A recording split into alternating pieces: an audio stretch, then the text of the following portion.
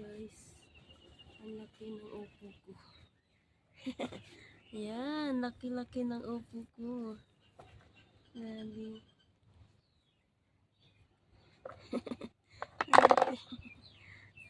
Laki-laki ng upo ko.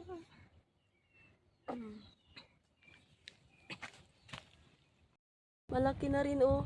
Dati nandito yun sa taas, ngayon na nalapit na sa lupa. Kasi sa sobrang bigat niya na.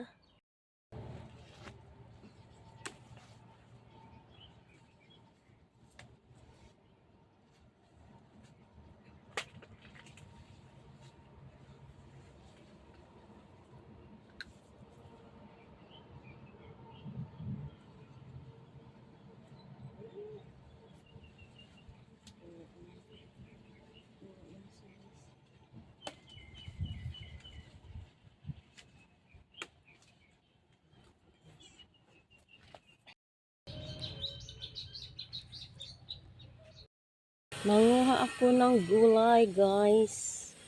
Kasi maulan dito. Simula pa kagabi. Kaya hindi tayo makabili ng gulay sa labas. Dito na lang tayo mag-harvest ng pananim. Pananim ko pala. Sa mga pananim ko na ako kukuha ng mga gulay. Ayan, dito guys. Mag-harvest ako ng lettuce. Ayan. Kagabi hinarvest ni, ay kahapon ng hapon pala hinarvest ni amo yung yung okra. Yung bunga. Kaya yun. Tapos niluto ko kaagad. Pinakuluan ko lang. Ang gusto-gusto ya rin yan. Ayan o.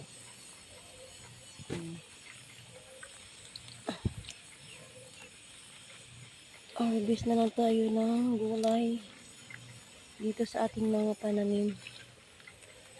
Kasi papalitan ko rin to ng gulay. Kaya mag-harvest na lang ako. Harvestin ko na lang to sa mga gulay ko. Kasi papalitan ko siya ng mga iba naman kasing gulay.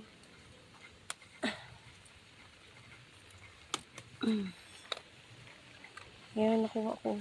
Dami na oh. Masarap nito. Fresh na fresh. Wala talagang problema pag yung ikaw may pananim. Hindi mo na kailangan bumili pa ng gulay. Kasi ito ang lettuce na to. Mabilis lang lumaki at mabilis din tumanda.